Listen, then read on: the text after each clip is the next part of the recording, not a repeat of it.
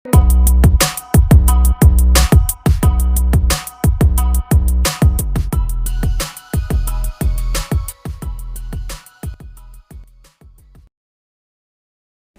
Batra, saya jarang sekali membicarakan tema ini, yaitu tema tentang keberlimpahan, manifestasi, dan uang, karena ini sangat sensitif sekali. Sangat sensitif untuk menjadi ajang keserakahan. Kita sudah punya, kita sudah memiliki, tapi kemudian karena ada tema keberlimpahan dan uang, kita menjadi serakah untuk memiliki yang lebih. Nah, tetapi kali ini karena dalam waktu-waktu terakhir ini atau tahun-tahun ini ya, tahun-tahun pandemi, tentu banyak sekali yang terdampak karena kehilangan pekerjaan, produksi perusahaan menurun, jualan sepi, kemudian hal-hal yang ingin dicapai juga akan terhambat. Nah, karena hal itu maka tema ini saya angkat agar kita bisa mengoreksi diri sendiri. Apakah ada yang perlu kita perbaiki dari semua hal yang bisa kita lakukan tentang keberlimpahan dan uang ini? Baik, saya akan mulai dari sini. Apakah kita sudah cukup? Apakah Anda sudah cukup? Cukup dalam arti apa? Cukup dalam arti bahwa kita sudah mempunyai hal-hal yang mendukung kita di dalam kehidupan. Kita sudah punya rumah, kita sudah punya mobil, kita sudah punya tabungan, kita sudah punya investasi. Apakah itu cukup? Atau kalau kita mengatakan tidak cukup itu karena keserakahan dan kita tidak mau, tidak berani untuk mengakui bahwa kita cukup. Keserakahan yang seperti apa? Mungkin saja di foto media sosial Anda baru saja melihat orang beli mobil baru. Kemudian Anda ingin membeli mobil baru. Anda melihat di media sosial foto tentang rumah baru. Padahal Anda sudah punya rumah. Kemudian karena hal itu keserakahan Anda muncul untuk memiliki rumah baru tersebut. Nah, hal-hal ini sebenarnya yang saya hindari agar kita benar-benar tepat untuk memaknai tentang keberlimpahan dan uang ini. Nah, tapi bagi Anda yang memang saat-saat ini, waktu-waktu ini sedang kesulitan untuk membangun kembali tentang rasa keberlimpahan dan uang di dalam hidup Anda, mari sama-sama kita koreksi. Mungkin ada yang tidak tepat, mungkin ada hal-hal yang belum kita lakukan, sehingga keberlimpahan dan uang belum menunjang di dalam perjalanan Anda saat ini. Baik, saya mulai dengan hal yang sederhana. Mari tanyakan kepada diri Anda sendiri tentang pencapaian uang yang ingin Anda capai. Tapi tentu saja nilainya bukan nilai yang kecil. Misal, saya akan mendapatkan uang 100 juta atau saya akan mendapatkan uang 1 miliar. Besok, 1 minggu lagi atau 1 bulan lagi. Oke, kasih waktu yang agak pendek, 1 minggu. Kemudian coba Anda tanya kepada diri Anda sendiri. Aku akan mendapatkan uang 100 juta dalam 1 minggu. Aku akan mendapatkan uang 1 miliar dalam 1 minggu. Kemudian apa jawaban diri Anda sendiri? Apakah ada bagian dari diri Anda yang mengatakan bahwa nggak mungkin? Ada nggak? Nggak mungkin. Mosok 100 juta dalam 1 minggu. Nggak mungkin. Masa 1 miliar dalam 1 minggu? Nggak mungkin. Nah, percobaan sederhana ini itu mengingatkan kepada kita bahwa saat kita hidup seperti sekarang, itu kita tidak hanya membawa tubuh fisik kita saja, tidak hanya membawa pikiran sadar kita saja. Ada bagian-bagian tubuh yang menolak.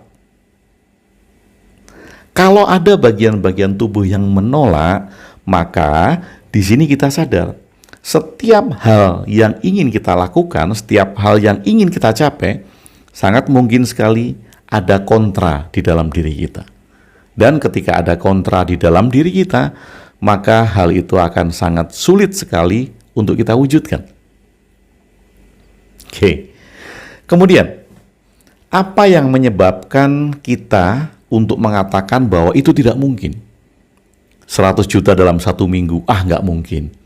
1 miliar dalam 1 minggu, nggak mungkin. Apa yang menyebabkan kata tidak mungkin?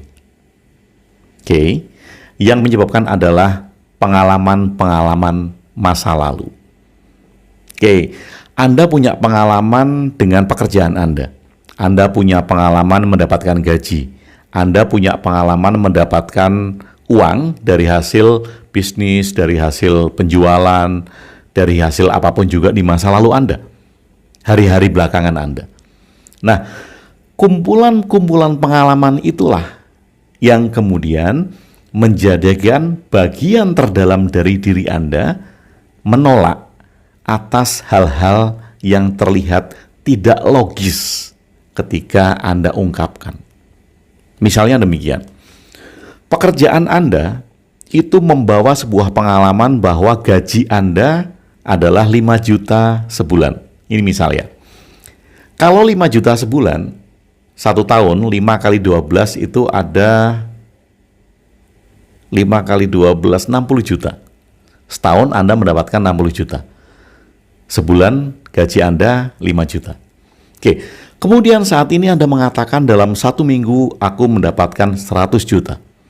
Maka pengalaman-pengalaman Anda di belakang itu yang merekam bahwa Anda mempunyai gaji 5 juta sebulan akan mengatakan nggak mungkin dapat 100 juta dalam 1 minggu. Atau bahkan ketika Anda mengungkapkan nilai 1 miliar dalam 1 minggu, jelas pengalaman-pengalaman Anda ini akan mengatakan nggak mungkin sekali 1 miliar dalam 1 minggu. Oke, kalau ada penolakan-penolakan demikian, maka jelas kita akan sangat sulit sekali untuk mencapai hal-hal yang ingin kita capai secara sadar, secara logis. Nah, yang jadi masalah terdalam adalah apabila pengalaman-pengalaman ini itu diciptakan pada saat Anda masih di dalam kandungan. Apa yang dimaksud di dalam kandungan? Pada saat ibu Anda mengandung Anda, orang tua Anda dua-duanya sedang kesulitan finansial. Kemudian orang tua Anda sama-sama berpikir bahwa mencari uang itu adalah sulit. Dengan demikian Anda merekam pengalaman-pengalaman kesulitan untuk mendapatkan uang ini dan Anda bawa sampai sekarang. Nah, ini juga hambatan yang tidak terdapat di dalam tubuh fisik kita, tetapi dia menghambat. Karena apa? Karena rekaman-rekaman dari masa lalu itu akan menolak setiap kali kita membuat rencana-rencana logis. Setiap kali kita membuat rencana-rencana yang ingin kita wujudkan. Kemudian pengalaman-pengalaman yang direkam itu secara tegas mengatakan nggak mungkin, nggak mungkin, nggak mungkin. Dan sampai sekarang, mungkin saja Anda mengulang pengalaman-pengalaman yang memang kuat tentang keberlimpahan dan uang tersebut. Oke, kalau demikian, maka masalahnya di mana? Masalahnya adalah di orang bisa menyebut itu sebagai iman. Orang bisa menyebut itu sebagai keyakinan.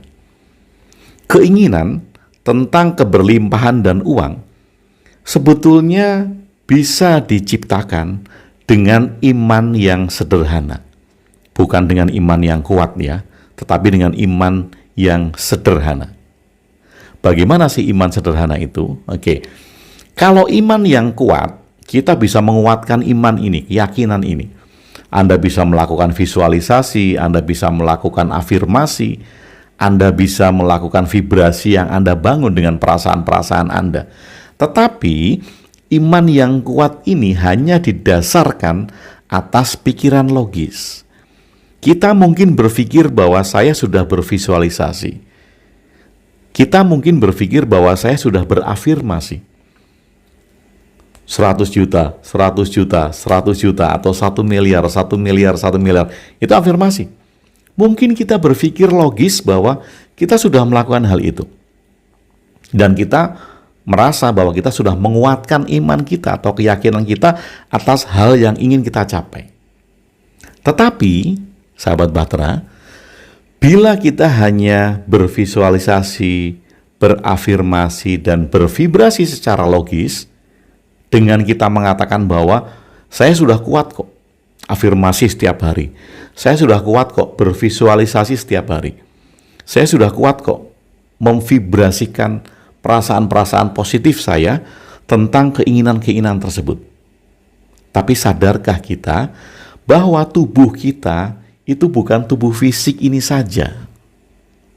Kalau kita membawa bukan tubuh fisik ini saja, lalu apa yang membentuk tentang hal-hal yang kita dapatkan? Satu, tubuh fisik tadi. Kita bekerja, kita bisa cari uang, kita bisa berpikir, kita bisa melakukan rencana-rencana dengan tubuh fisik. Oke. Kemudian kita punya tubuh emosi.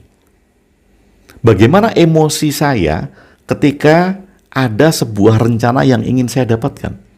Emosi ini mendukung tidak? Oke. Kemudian tubuh pikiran. Apakah pikiran saya mendukung hal-hal yang ingin saya rencanakan atau tidak? Kenapa? Karena mungkin seperti yang sudah saya jelaskan di awal, apakah pikiran ini mengakumulasi pengalaman-pengalaman masa lalu tentang keberlimpahan dan uang? Oke. Yang keempat adalah tubuh energi. Kita punya energi di dalam tubuh kita. Apakah energi saya itu mendukung terhadap apa yang dilakukan oleh tubuh fisik? Bila tubuh fisik, tubuh emosi, tubuh pikiran, dan tubuh energi ini selaras dengan apa yang ingin kita capai di dalam kehidupan, you are as creator, adalah pencipta. Kita a creator, kita adalah pencipta kehidupan. Bila empat tubuh kita selaras di dalam satu tujuan yang ingin kita capai. Tetapi harus kita ingat bahwa pikiran kita itu bersifat seperti monyet. Dia sering sekali lompat-lompat, dia sering sekali bercabang-cabang, dia sering galau, dia kemudian sering kalau ingin mencapai A di tengah jalan mau capai B, mau mencapai B belum tercapai, dia mau mencapai C, mau mencapai C, kemudian dia lompat ke D. Demikian, itu adalah pikiran. Apakah kita sudah bisa mengatur itu semua? Di samping kita mengatur tubuh fisik, apakah kita sudah bisa mengatur tubuh emosi kita, tubuh pikiran kita, dan tubuh energi kita?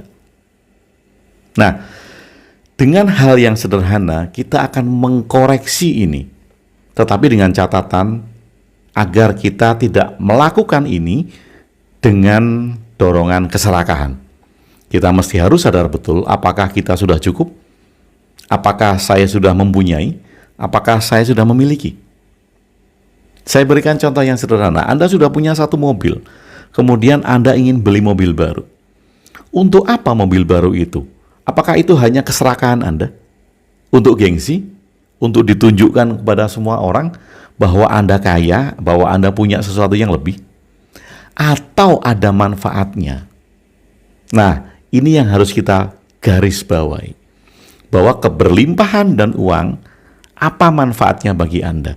Atau apa manfaatnya yang bisa Anda berikan kepada lebih banyak orang? Kalau hari ini Anda punya satu mobil, kemudian besok Anda bisa membeli 2 mobil, apakah manfaatnya yang bisa Anda berikan kepada orang banyak dengan mobil kedua ini? Kalau Anda punya satu rumah, kemudian Anda punya rumah lagi, apa manfaatnya yang bisa Anda berikan kepada orang banyak dengan rumah kedua Anda? Demikian pula dengan uang. Demikian pula dengan hal-hal yang lain. Dengan demikian, maka kita akan mengkoreksi tentang yang kita buat di dalam goal tentang keberlimpahan dan uang ini, ada manfaatnya atau tidak. Nah, kemudian dengan pertanyaan tadi, apabila saya mengajukan pertanyaan kepada diri saya sendiri, bahwa 1 minggu saya dapat 100 juta, atau 1 bulan saya dapat 100 miliar bahkan mungkin. Ada penolakan tidak? Apakah ada bagian dari diri Anda yang mengatakan, oh tidak mungkin, oh nggak mungkin, oh nggak mungkin? Kenapa tidak mungkin ini? Sekali lagi karena pengalaman-pengalaman masa lalu. Pengalaman di dalam pekerjaan, di mana Anda mengkalkulasi secara tidak sadar bahwa gaji bulanan Anda tidak mungkin akan menghasilkan 100 miliar dalam waktu 1 bulan. Atau nggak usah banyak-banyak tentang 100 miliar, 100 juta dalam 1 bulan. Wah, nggak mungkin. Itu karena akumulasi dari pengalaman-pengalaman yang didapatkan. Kalau kita menyadari hal itu, maka kemudian kita lihat kembali sumber daya apa yang Anda punyai. Tentu saja, kalau saya tidak bisa apa-apa, saya hanya bisa diam di rumah, cuma nonton TV, makan tidur, nonton TV, makan tidur, nggak punya kemampuan apa-apa, tentu pikiran Anda akan mengatakan bahwa Anda tidak bisa menghasilkan hal-hal yang lebih dari yang Anda dapatkan sekarang. Tetapi bila kita menyadari bahwa kita punya sumber daya, saya mampu melakukan ini, saya punya keahlian ini, saya bisa melakukan ini, itu, dan segala macam, tentu pikiran kita akan mengatakan bahwa kita bisa berbuat banyak untuk bekerja sama mengumpulkan hal-hal tersebut. Nah, karena masalahnya menjadi kompleks, kita harus uraikan satu-satu. Dari tubuh fisik kita, apa yang menjadi keahlian kita? Dari tubuh emosi kita, apakah kita mempunyai emosi yang mendukung dari hal-hal yang kita kerjakan? Dari tubuh pikiran kita, apakah kita mempunyai pikiran-pikiran yang positif ketika goal-goal atau tujuan dari keberlimpahan dan uang itu kita buat? Dari tubuh energi kita, apakah kita mempunyai energi yang berapi-api pada saat kita mengerjakan hal-hal yang dilakukan oleh tubuh fisik? Kalau 4 pertanyaan itu terjawab dan selaras, keberlimpahan dan uang itu akan menyelimuti diri kita. Tetapi bila tidak, kita harus koreksi satu-satu. Masalahnya ada di mana? Oke, sahabat Bahtera. Dalam tema kali ini, yang bisa Anda lakukan secara sederhana adalah menurunkan target realistis Anda. Sehingga pikiran Anda, emosi Anda, atau energi Anda itu menyetujui. Berapa banyak sih yang ingin Anda capai dengan keberlimpahan dan uang ini? Maksud saya demikian. Kalau tadi Anda mengatakan bahwa 1 minggu 100 juta dan ada bagian diri Anda yang mengatakan tidak mungkin, turunkan target realistis Anda. Dari 100 juta jadi 50 juta. 1 minggu 50 juta. Ada yang menolak enggak dalam diri Anda? Kalau masih ada yang menolak, turunkan lagi target realistisnya menjadi 10 juta. Seminggu 10 juta. Kemudian Anda periksa lagi, ada yang menolak enggak? Kalau masih ada yang menolak, seminggu 5 juta. Ada yang menolak enggak? Kalau tidak ada yang menolak, artinya bagian-bagian tubuh Anda itu menyadari bahwa Anda punya potensi dengan keahlian yang Anda lakukan untuk mencapai target realistis tersebut. Nah, kalau target realistis tadi sudah Anda setujui, bagian-bagian tubuh Anda itu sudah menyetujui dan tidak mengalami penolakan, kemudian Anda mencapainya, next, Anda tingkatkan target realistis itu. Dari 5 juta yang tercapai, kemudian Anda tingkatkan jadi 10 juta. Kenapa? Karena kalau sekaligus 100 juta, pasti akan banyak penolakan. Karena pengalaman-pengalaman masa lalu yang mengatakan bahwa Anda tidak mungkin mencapai itu. Bayaran Anda nggak mungkin, keahlian Anda nggak mungkin. Maka kita perlu sedikit demi sedikit untuk menaikkan target realistis. Dari target realistis minimal yang disetujui oleh bagian-bagian tubuh kita. Hal ini sama seperti kita fitness, seperti kita gym. Nggak mungkin kita saat itu juga bisa mengangkat beban 100 kilo. Nggak mungkin kan, otot kita nggak mungkin kuat langsung mengangkat beban 100 kilo.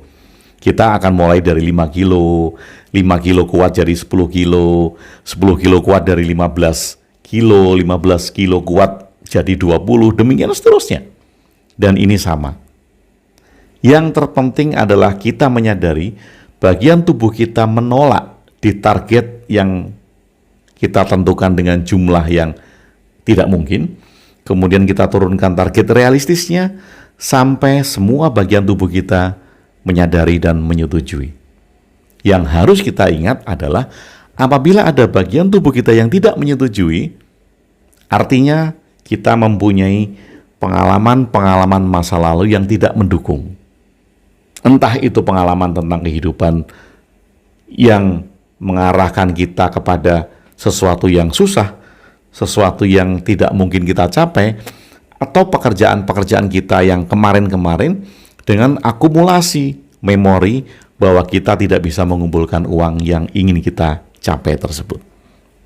Nah, sahabat Bahtera, mungkin nanti akan kita lanjutkan, tetapi saat ini untuk mengatasi hal-hal itu tentang keberlimpahan dan uang, silakan Anda periksa diri Anda sendiri. Apakah tubuh fisik, tubuh pikiran, tubuh emosi, dan tubuh energi selaras untuk menciptakan keberlimpahan dan uang tersebut. Kemudian, kalau masih ada penolakan, Anda teliti kembali penolakannya ada di mana. Apakah penolakannya ada di target realistis? Kalau perlu Anda turunkan, dan nanti next step Anda naikkan sedikit demi sedikit.